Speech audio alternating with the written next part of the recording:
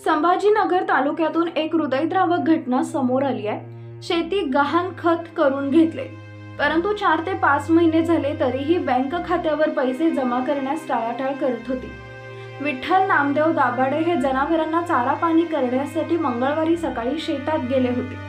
वडील पहाटेपासून शेतात गेले, 8 वाजले तरी घरी आले नाहीत। मोबाईलही उचलत नसल्याने मुलाने शेतात जाऊन पाहिले असता वडिलांनी झाडाला गळफास घेतल्याचे आढळले। ग्रामस्थांनी घाटी रुग्णालयात नेले असता डॉक्टरांनी तपासून मृत घोषित केले।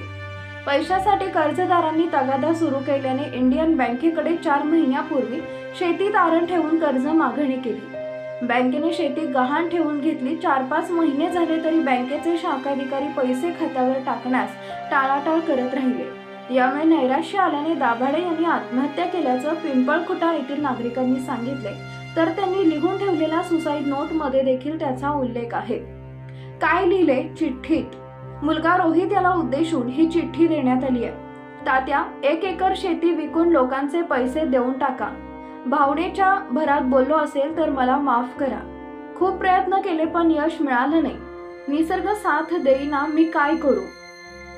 मित्रमंडळींनो, मला माफ करा। शेती बटाईने देऊन टाका। तुझ्या मनात आहे ते कर। तात्या, मला माफ कर। पाहुणे रावळे, मला माफ करा। बँकेकडे गहाण खत केलंय, पण मॅनेजर टाळाटाळ करत आहे। दुसरी बँक पहा। मी खचलोय, माझं नशीब खराब आहे। रंजना, मला माफ कर। शेवटपर्यंत साथ देऊ शकलो नाही। मी कोणावरही नाराज नाही, मी फक्त माझ्या नशिबावर नाराज आहे। रोहित, आईला व तुझ्या बहिणीला जीव लाव, असं या चिठ्ठीत लिहिलंय। 2 फेब्रुवारी रोजी शेतकऱ्याचे गहाण खत झाले। गहाण खत होऊन 4 महिने झाले तरी कर्ज खात्यात जमा केलं नाही।